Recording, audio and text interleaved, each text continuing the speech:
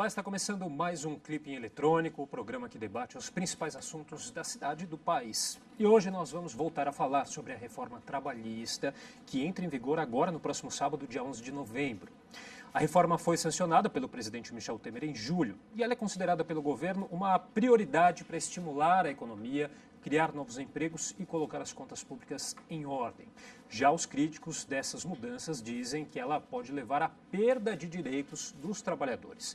Bom, e para esclarecer os principais pontos dessa reforma, nós recebemos hoje o advogado trabalhista, o Jorge Cavalcante Balsinhas Filho. Olá, Jorge, tudo bem? Obrigado pela presença. Olá, muito obrigado pelo convite. Uma satisfação estar aqui para debater com amigos queridos aqui. Satisfação é nossa. Também com a gente o Ricardo Patá, presidente da União Geral dos Trabalhadores e do Sindicato dos Comerciários de São Paulo. Olá, Patá, obrigado novamente pela presença. Eu agradeço, é muito importante esse debate nesse momento.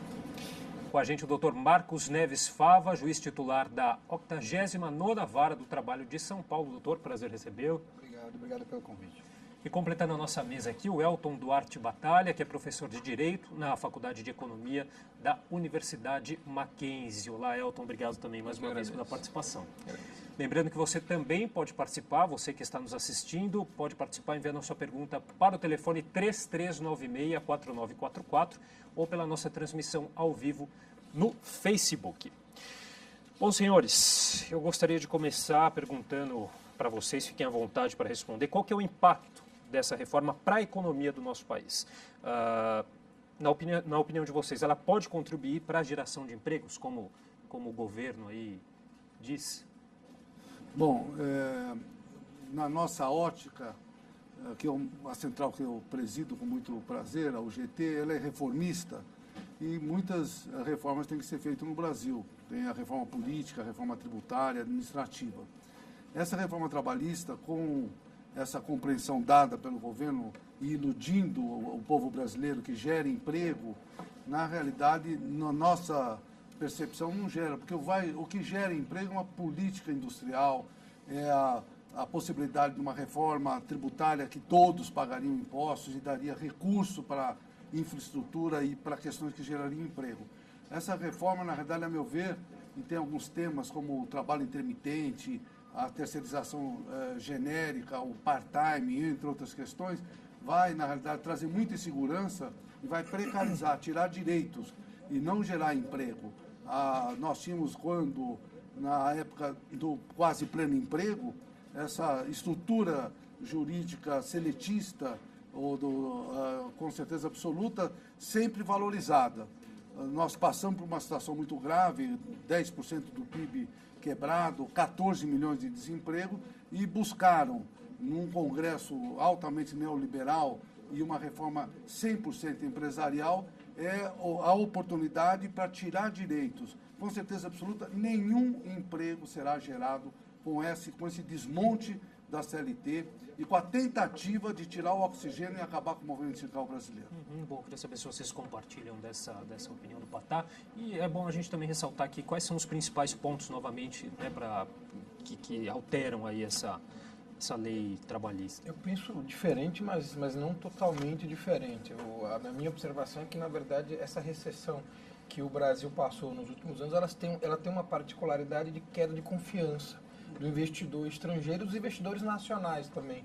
Então, a reforma trabalhista, ela atrai confiança e isso pode gerar mais investimentos. Mas concordo integralmente com o Dr. Patá que não é mudança de lei que gera emprego. O que pode, eventualmente, gerar empregos, e me parece que essa é a expectativa dos autores do projeto, é o aumento na confiança e a expectativa de maiores investimentos a partir da atratividade, uma atratividade maior relacionada com a flexibilização das regras. Agora, também é importante que essa flexibilização não gere, por exemplo, perda de receita para consumo dos trabalhadores, porque se a reforma impactar o que efetivamente chega ao bolso dos trabalhadores para que eles consumem, isso pode ter um efeito, inclusive, perverso. Mas eu acho que sim, acho que em relação à questão da confiança no investimento, a reforma pode ter um ponto positivo, aspectos positivos.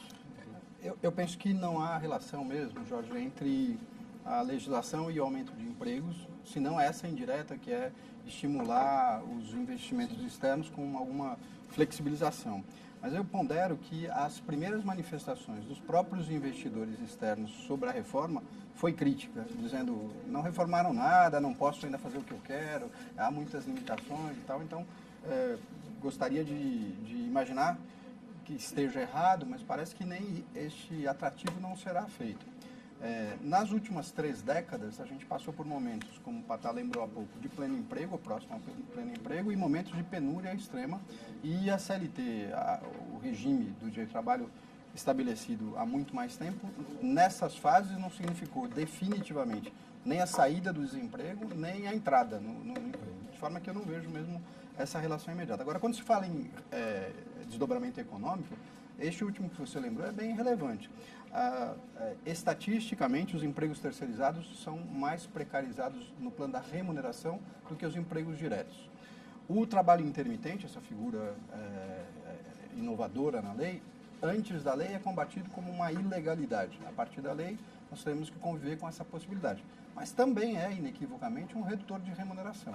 Tanto da remuneração direta do trabalhador, quanto do recolhimento de impostos e de contribuição social. Então, o impacto econômico que eu enxergo com estes 2 elementos, e mais com a ressignificação do salário, que está lá no 457, então, até hoje, salário é tudo que contrapresta o serviço, a partir de segunda-feira serão só 2 ou 3 títulos expressos pela lei. O que sugere, por exemplo, que alguém possa ganhar de salário R$1.000, de prêmio, de abono, de qualquer outro nome que agora não vai ser mais considerado salário, R$20.000. Acontece que quando ele se aposentar, os recolhimentos para a Previdência terão sido feitos sobre R$1.000. Se ele eventualmente precisar de um auxílio doença, um auxílio acidente, ele receberá a renda de 95% de R$1.000 e não de 21.000, que era a sua renda efetiva. Isto, no médio prazo, tende a precarizar a própria economia. Então, uma economia precarizada que já não gera empregos, com a reforma, que parece se tornará ainda mais frágil, gerando menos empregos.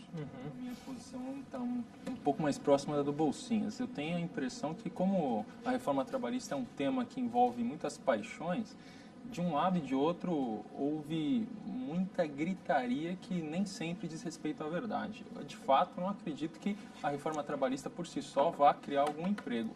O efeito aí eu acredito que seja mais indireto. No sentido de criar um ambiente menos hostil ao capital e, a partir disso, posteriormente, criar mais empregos. Eu gosto de uma imagem que é mais ou menos a seguinte: a economia é quem lança sementes. O direito faz com que o terreno esteja mais ou menos pronto para receber essa semente. O fato é que se a economia lançar semente e o direito não propiciar um terreno fértil, a frutificação não vai ser a melhor possível. Num primeiro momento, isso que o Fava mencionou a respeito da questão da insegurança jurídica ou da segurança jurídica que é preconizada pela reforma, eu tenho a impressão que, num primeiro momento, vai surgir justamente o movimento contrário, né? Pelo que a gente conversa no meio jurídico, há uma resistência muito forte. Por isso, quando se conversa com empresários, tenho conversado com alguns, e há uma tendência de, num primeiro momento, eles se resguardarem um pouco, se acautelarem no sentido de não aplicar a reforma trabalhista, verificar o que vai acontecer com a jurisprudência, porque tem vários pontos que ainda demandam uma certa interpretação. Por isso que, num primeiro momento, não acredito que a reforma trabalhista vai surtir todos os efeitos desejados. Talvez mais no futuro, quando a jurisprudência se sedimentar um pouco mais. Essa é a impressão que eu tenho. Mas, de qualquer maneira, embora eu veja alguns defeitos mais ou menos importantes na reforma, eu creio que ela seja importante até para atender algumas necessidades da economia do país. Né? Há trechos que precisam ser alterados, aí, que se promete que sejam alterados, inclusive a questão das gestantes, né, que através de medida provisória, que é uma questão que ainda está indefinida. E essa é a pergunta que justamente eu faço. Essas mudanças, a lei entra em vigor agora no próximo sábado, elas são imediatas, essas mudanças, todas elas, e as empresas estão preparadas para já atender a essas novas regras? Na realidade, a insegurança existe em todos os lados, né? Nós temos percebido, inclusive, que alguns tribunais do nosso país suspenderam todos os procedimentos por alguns dias, principalmente para que se tenha uma compreensão um pouco melhor. Se os tribunais, que são as estruturas que analisam em profundidade uma série de matérias, em especial na relação capital e trabalho. Se tem essa preocupação, imagine outros setores. No mundo sindical, e a UGT em especial, conseguiu no segundo semestre, onde tem muitos sindicatos que têm as suas convenções coletivas discutidas e debatidas, muitos deles conseguiram, pelo menos, postergar por 6, 7 meses, no caso dos comerciários de São Paulo, que é um dos maiores da UGT, na convenção coletiva que vencia em setembro, adiou para fevereiro, exatamente para ter também uma compreensão um pouco melhor. Em especial, no caso de comércio e serviço, tem 3 temas que são bastante novos, que é a questão do trabalho intermitente, o part-time e a terceirização genérica. Nós, de uma certa forma, impedimos que isso ocorra, ou seja, na cidade de São Paulo, nenhuma loja, nenhum supermercado poderá colocar em prática a lei no quesito desses 3 temas, porque como tem o conceito do negociado sobre o legislado, nós negociamos com a área empresarial para que não houvesse nenhuma insegurança, nenhum trabalhador poderá ser contratado sobre essa percepção. E com certeza absoluta, muitos artigos serão debatidos na justiça, ou seja, vai ser judicializado ao extremo, eu imagino. Aqueles que imaginavam que iam diminuir o número de processos, pelo menos nesse primeiro momento, eu acho que vai ampliar e muito. Nós mesmo da UGT estamos mandando uma cartilha para todos os sindicatos filiados que todo e qualquer tipo de procedimento que seja feito pelo sindicato na justiça seja arguído em constitucionalidade de uma série de itens. Não é que nós estamos, não dará para a gente aprofundar isso aqui, mas com certeza absoluta nós vamos fazer o máximo possível para que esses temas sejam debatidos na justiça. Porque por mais que houve um trator que passou em cima do parlamento, muito daquilo que foi discutido, e com certeza é essencialmente empresarial, não tem um dos 117 artigos que tenha a conotação social ou sindical, não tem nenhum. Todos efetivamente colocados pelos empresários, em especial pelos empresários do comércio. Eu até falo, não há problema, o Flávio Rocha, que é presidente da Riachuelo, ele conseguiu utilizar o Rogério Marinho, deputado, como preposto dele. Ele colocou todas as intenções que tem um instituto chamado IDV, colocado lá para que o Congresso aprovasse da forma que foi aprovado. Então, com certeza absoluta, esse fim de ano não haverá, a meu ver, nenhuma interpretação da lei colocada por empresário ou por trabalhadores, porque nós já tomamos as precauções. E o Judiciário, com certeza absoluta, vai ser o local onde esse debate vai ser ampliado. Mas essa questão é importante e é bem complexa de ser respondida. Vale a partir de quando? Me parece as negociações referidas pelo Patá bem importantes para as categorias se habituarem com a confusão que vem aí, mas do ponto de vista da exigência legal, a nossa regra de direito no Brasil as regras incidentes sobre determinado contrato são aquelas existentes na época da contratação. Então, nós temos, os mais idosos como eu, se lembram, em 92 houve a troca da legislação de aluguel.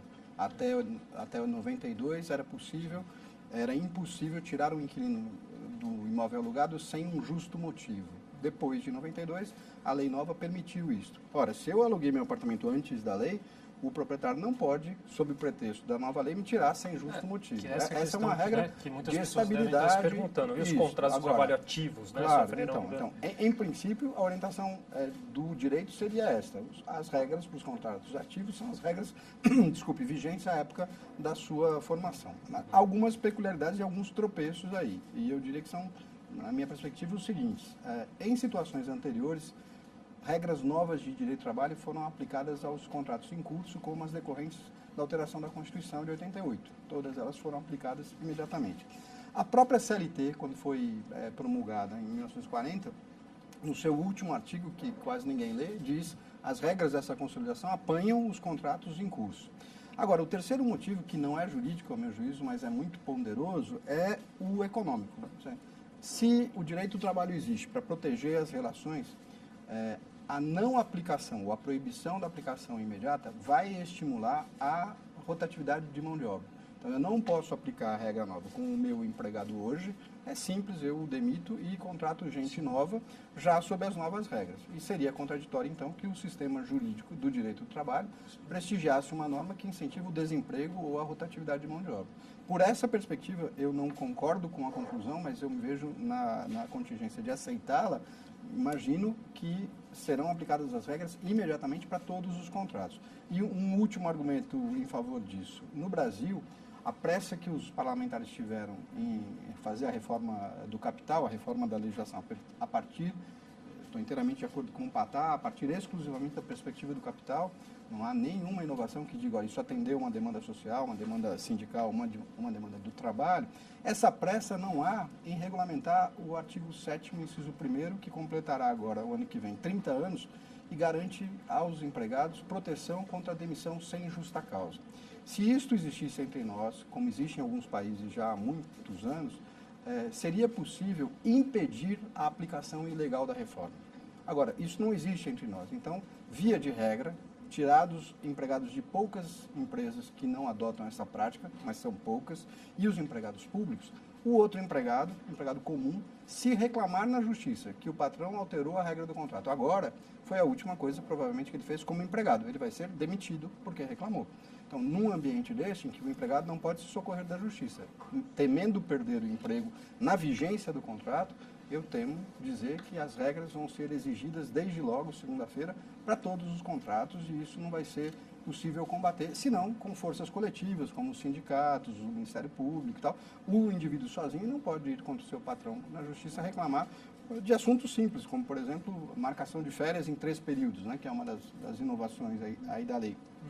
Ou as mais graves, como a negociação direta entre a lactante e o patrão sobre o período para amamentação, que é algo de importância extrema para a saúde dela e da criança e que agora passou a ser objeto de negociação direta entre as partes. Então, se aplicarem isso no caso de uma grávida, terça-feira da semana que vem, o que fará ela? Se ela for à justiça, muito provavelmente ela deixará de ser empregada e vai discutir isso na justiça só do ponto de vista abstrato. Poderiam ter feito isso ou não poderiam, né? Mas do ponto de vista concreto, será difícil a sua proteção. Eu concordo com o Dr. Fávaro de que negar a aplicação imediata à legislação vai gerar mais desproteção e mais desemprego do que aplicá-la. Mas eu acho que a aplicação ela traz uma complexidade que vai ser estudada ao longo do tempo. Eu acho que tem 3 tipos de fatos a serem analisados, né? O que chamam de fatos pretéritos, que já foram consolidados na legislação anterior, e mesmo que ainda não tenham tido seu efeito pecuniário, por exemplo, férias, o seu efeito prático, as férias adquiridas no período anterior, vão ser desfrutadas na forma do período anterior. Então, assim, esses fatos pretéritos vão ser sobre a lei antiga. Os fatos que surgirem a partir de segunda-feira sobre a lei nova. A grande discussão são aqueles que chamam de fatos pendentes, né, que surgiram no período anterior e que vão ter aplicação ou não nos próximos períodos. E aí, a legislação, por conta da sua abrangência e tudo, ela vai trazer discussões ainda muito pontuais sobre cada uma das alterações, o que vai se enquadrar efetivamente como fato pretérito, por exemplo, o que são os fatos pendentes. Por exemplo, Jorge, quem foi demitido hoje terá que ter a sua rescisão homologada assistida pelo sindicato ou pelo Ministério do Trabalho, ou não, né? Essa é uma questão pendente. Esse, por exemplo, é um caso que eu tenho uma opinião de que tem que ser ainda, porque o fato é pretérito. Eu queria até ponderar na resposta dos doutores, que eu acho interessante. Sim. Muito bem, mas no futuro tem certas questões que não existiam, como o trabalho intermitente. Então, essa é uma questão nova que pode ser contratada. Por isso que nós, dos comerciários da UGT, já postergamos, porque nessa época do fim do ano já muitas empresas queriam contratar, e levando em consideração alguns extremos que dá para interpretar. Se uma pessoa ganha R$1.000, não é? Então ele não vai dispensar essa pessoa e contratar 10 que vão ganhar R$100 por mês, porque isso permite os extremos desse trabalho intermitente, que ele não está com uma regra clara, poderá precarizar de forma muito contundente. Então essa questão já pode acontecer segunda-feira.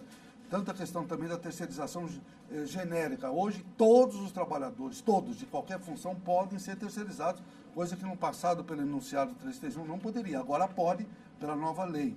A questão da homologação, como foi colocada, nós também, na convenção coletiva, já colocamos que só a partir de fevereiro que esse tema vai ser discutido. Ou seja, todas as homologações são obrigadas a ser feitas no movimento sindical. Mas esses 3 temas novos, não é? Porque com relação ao pretérito, as colocações de vocês eu como sindicalista, eu fico até muito contemplado. Mas o que fazer com essas novas possibilidades? Trabalho intermitente, terceirização genérica e o part-time. O que fazer?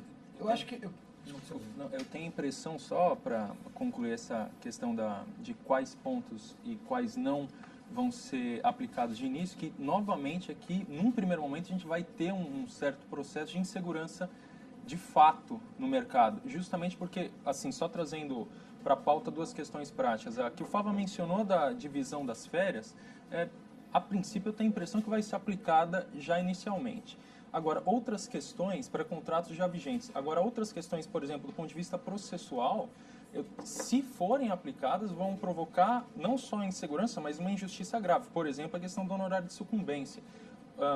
A lógica agora, pela reforma trabalhista, é que o trabalhador que for entrar com uma ação, ele vai refletir sobre os riscos de eventualmente não conseguir a justiça gratuita e eventualmente ter que pagar alguns custas e, além disso, eventualmente, honorário de sucumbência.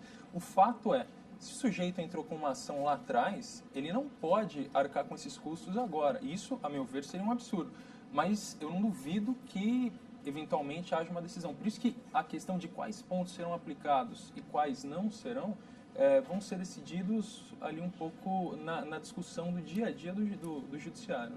Essa questão dos honorários aí, ela de fato é uma questão que precisa ser bastante esclarecida e estudada. Eu me filio, por exemplo, a uma... Tem várias possibilidades em discussão, né? A mais simples... As certas e as erradas também.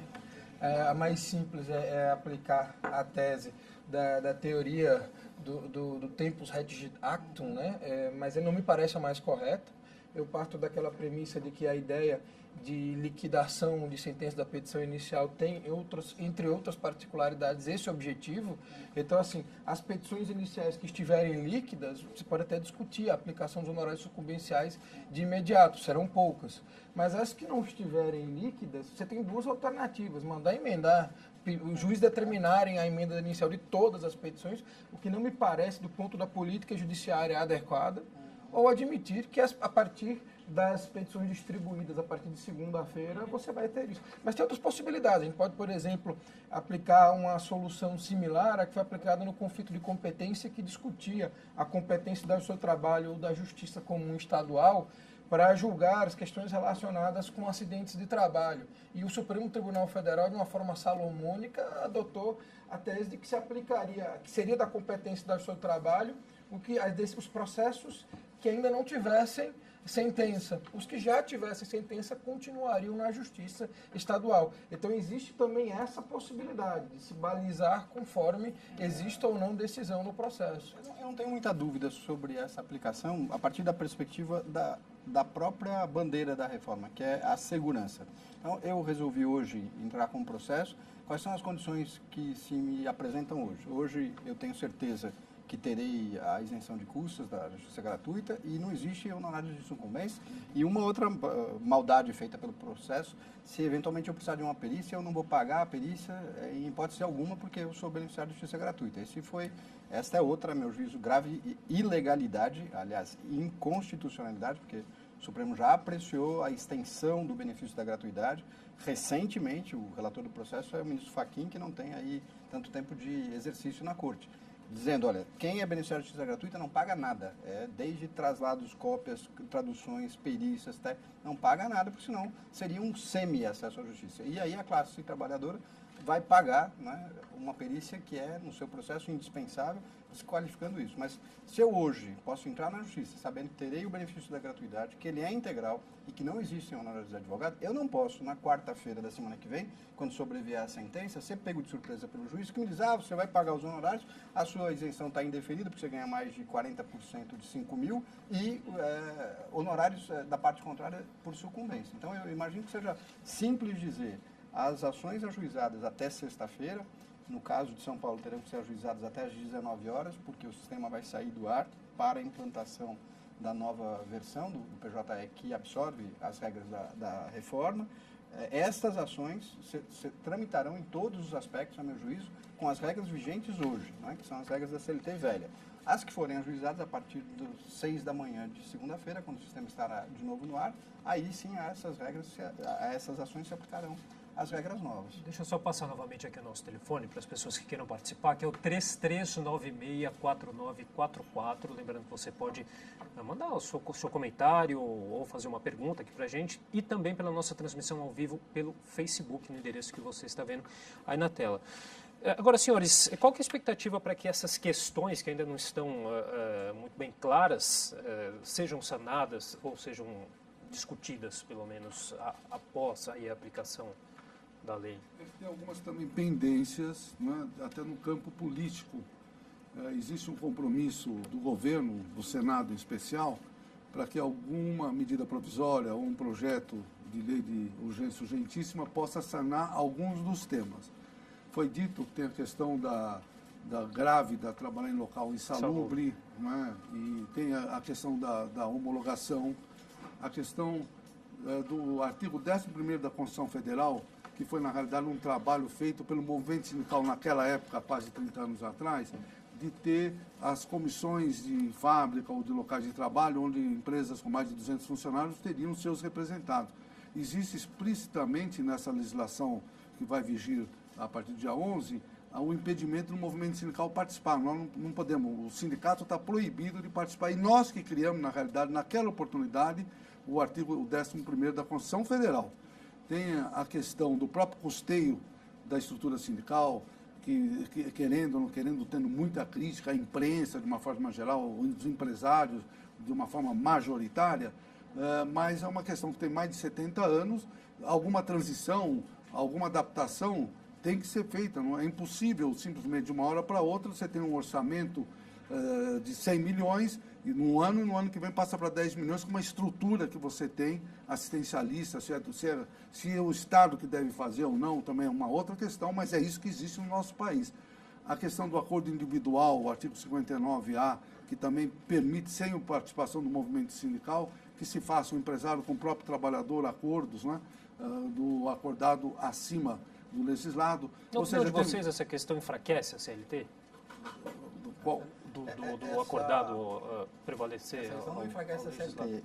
Há uma concepção inicial. Se a relação é de trabalho subordinado, se um é empregador, o outro é empregado, isso se dá não porque a lei escreveu lá que um é empregador, outro é empregado, porque a economia escreveu que um detém os meios da produção e o outro não detém nada, por isso vende a sua força de trabalho. Ora, se um detém e o outro não detém, negociar com o patrão é mais ou menos como a gente negocia com os filhos. Você diz para o seu moleque de 16 anos, no meu caso, em casa tem uma menina de 17 que me fala sempre, me busque às 2 da madrugada, que é sempre um horário bom para as festas dela. E eu digo meia-noite. Que negociação a gente tem para fazer? Ela chora e diz, não, por favor, vai começar uma, eu preciso acabar às 2, e eu digo à meia-noite. Ela não tem nenhum poder para impor, de alguma forma, a não ser, no caso da relação entre pai e filho, a sedução, né, do drama e do coração, a vontade dela. A negociação direta entre empregado e empregador é algo que o direito do trabalho, não no Brasil, não a CLT, mas no mundo, compreende que é necessário para que ela haja pelo menos 2 fatores. Pleno emprego, porque aí se eu não estou satisfeito com essa negociação, eu digo, olha, eu não me satisfiz, eu vou me empregar ali do lado. Nós estamos longe disso. E outro pilar dessa relação, garantia no emprego. Porque aí eu negocio. O empregador diz, suas férias vão ser em 3 vezes. Eu digo, não admito, eu preciso tirar em 2 vezes, porque, olha, férias de 5 dias, do ponto de vista médico, são absolutamente inúteis. Né? São boas para o capital, que consegue se organizar melhor, tendo gente saindo pouco. Né? Imagine férias agora, tiradas na antevéspera do carnaval, quinta-feira, antes do carnaval. As férias serão de 2 dias, porque se são só 5, quinta, sexta, sábado, domingo, segunda e terça já não há mesmo expediente. Então, esse tipo de alteração, para eu poder negociar com o empregador, eu preciso ter uma garantia no emprego. Aí eu negocio minimamente com segurança. Se não, essa negociação, com o maior respeito para quem pensa o contrário, é imposição. Só nós vamos adotar aqui, nós vamos fazer assim, e ainda que isso se torne um documento, porque as partes vão se socorrer dessa formalidade, isso não revela, na maior parte dos casos, negociação.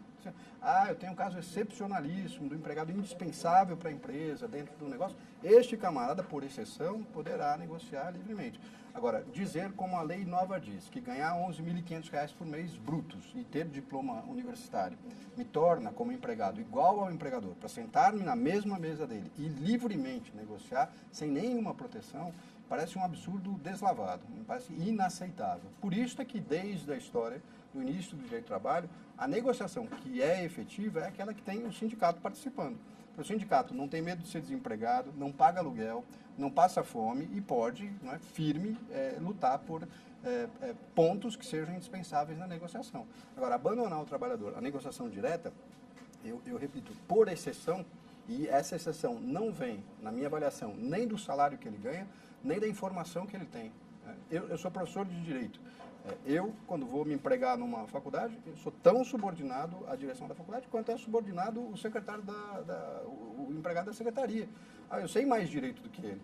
Eu costumo brincar que se, por saber direito, quando o assaltante me aponta a arma e pede, entrega o carro, eu fico muito mais tranquilo do que o que não sabe direito, porque eu sou capaz de tipificar que isso é o artigo 357 do Código Penal, que prevê a figura do crime de roubo.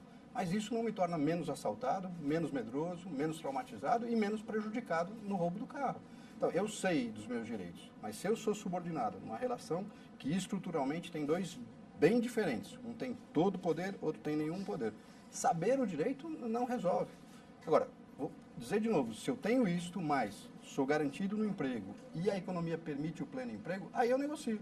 Porque aí vamos ter uma negociação. Isso é importante para a empresa ficar aqui, porque ela sabe que amanhã eu já tenho uma colocação no outro lugar, então nós vamos negociar. Aí não é só a intenção de uma das partes, é negociação efetiva.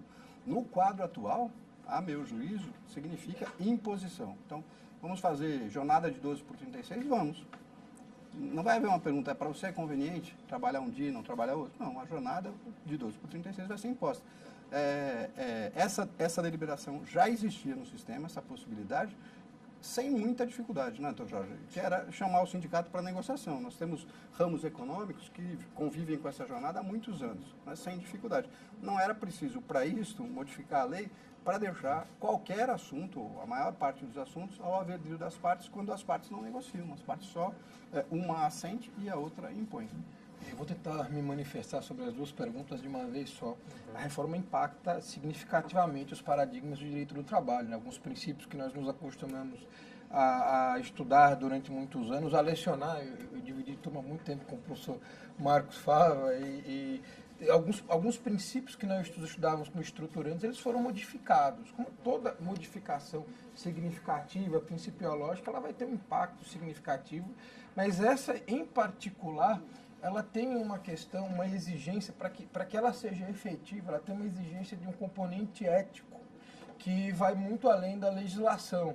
Então, assim, o efeito positivo ou negativo dessa reforma, como ela foi feita, passa muito mais pela conscientização dos empregadores, dos empregados, do sindicato, de todos os atores sociais, da necessidade de responsabilidade nas mudanças do que propriamente da própria lei. Eu vou citar aqui só apenas um exemplo, a questão da terceirização, que é uma das mais polêmicas, uma das mais temidas de todas. O que a lei fez efetivamente foi tirar a possibilidade de análise posterior da escolha do que vai ser terceirizado. Antes o empregador terceirizava e ficava com receio de eu terceirizei algo que é positivo ou terceirizei algo que não é positivo. É fim ou é meio? Agora ele terceiriza o que ele quiser, mas ele tem que estar consciente de que se ele terceirizar a atividade fim dele, ele está passando o negócio dele para um terceiro. E na hora que o cliente perceber isso, ele contrata esse outro mais barato, né? Porque elimina alguém que vai estar funcionando só como atravessador. Então, esse componente ético tem que também ser muito difundido nos esclarecimentos sobre a reforma. Em relação, por exemplo, ao trabalho intermitente, que tanto preocupa a todos, o doutor Patá falou aí com muita propriedade da preocupação. O trabalho intermitente, ele tem dois aspectos.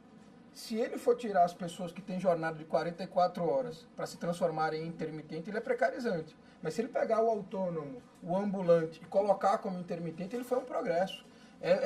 Tratar esse autônomo como o avulso que nós tratamos há tanto tempo no caso do trabalho dos portuários. Então, assim, muito mais do que a mudança legal é como ela vai ser trabalhada e o componente ético que ela traz. Então, você precisa, por exemplo, ter em mente de que o fato da terceirização permitir acabar com essa discussão sobre o que é meio e o que é fim, não permite que todo empregador demita todos os seus empregados e os contratem como PJ. Isso era fraude e vai continuar sendo fraude.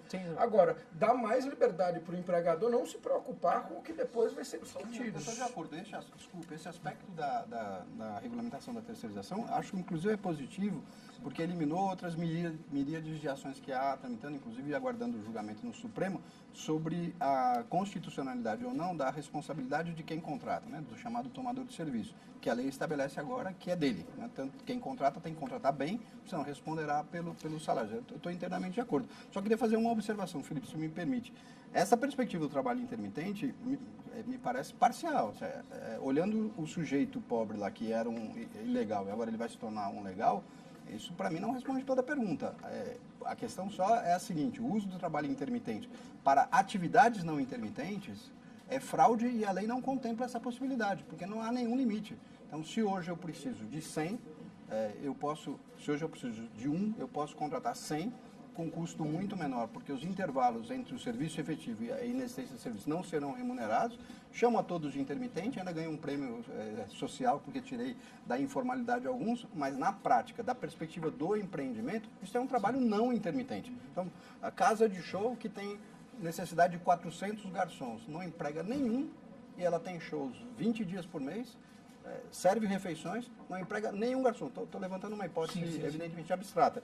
Não emprega nenhum garçom. Ela tem como colocar intermitentes lá, sabe por quê? Porque a fila de garçons desempregados dá a volta no próprio estabelecimento. Então ela chama o intermitente virá. Não virá porque ele acha que isso é uma condição social melhor do que a anterior. Ele virá porque essa é a única porta de trabalho. Então, dessa perspectiva, acho que o contrato de intermitência apresenta para o sistema uma possibilidade de fraude imensa que o próprio sistema não regulou. Então, a lei diz apenas: funciona assim, você chama com 3 dias de antecedência, pode recusar, se não recusar, vai receber a paga mínima, que é o salário mínimo ou o salário da categoria.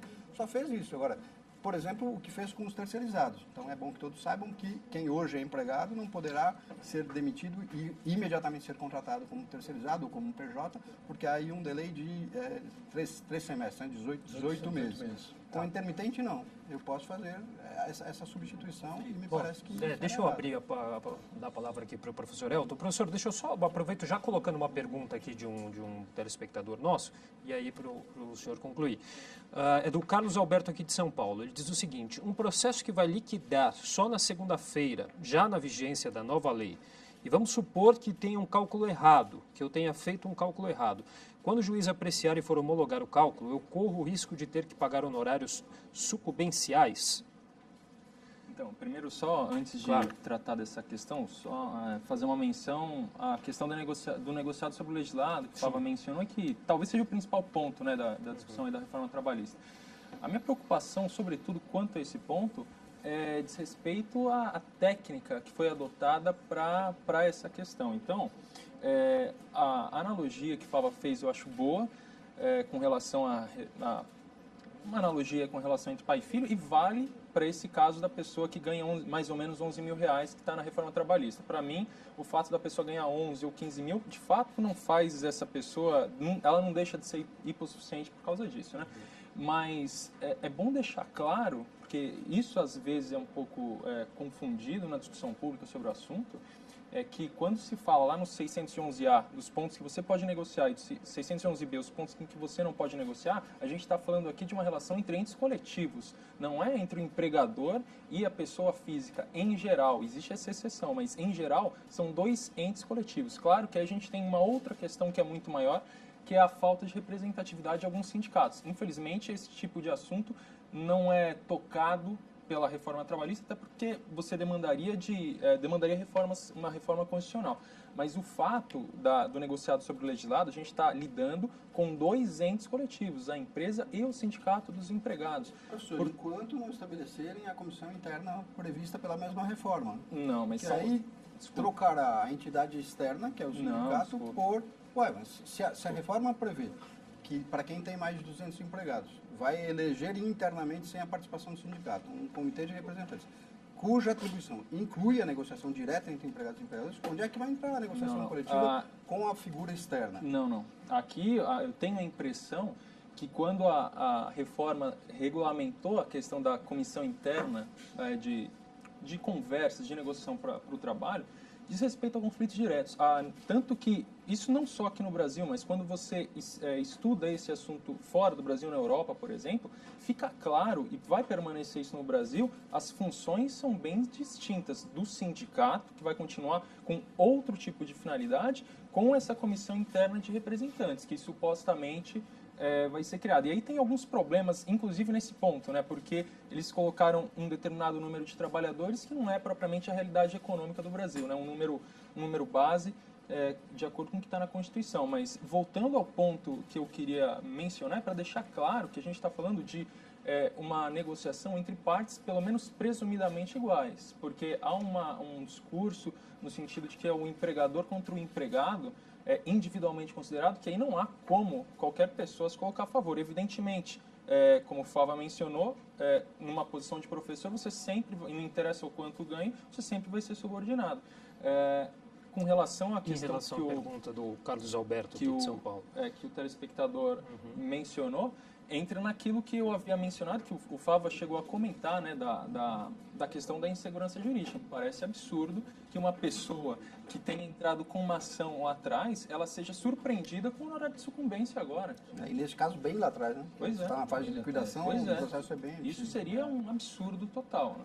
Ele não está livre desse risco, é bom que ele saiba. Pois é. Mas é um risco absurdo, provavelmente reversível por meio de um recurso, talvez algo assim. Senhores, nosso tempo já está terminando. Eu queria agradecer demais a participação aqui do advogado trabalhista, o Jorge Cavalcante Bolsinhas Filho, também do Ricardo Patá, presidente da União Geral dos Trabalhadores e do Sindicato dos Comerciários de São Paulo, Dr. Marcos Neves Fava, juiz titular da 89ª Vara de do Trabalho de São Paulo, e também do professor Elton Duarte Batalha, que é professor dos cursos de Direito e da Faculdade de Economia da Universidade Mackenzie. Obrigado também a você que nos acompanhou em mais um programa Clipping Eletrônico. TV Câmara São Paulo, a política da cidade, passa por aqui.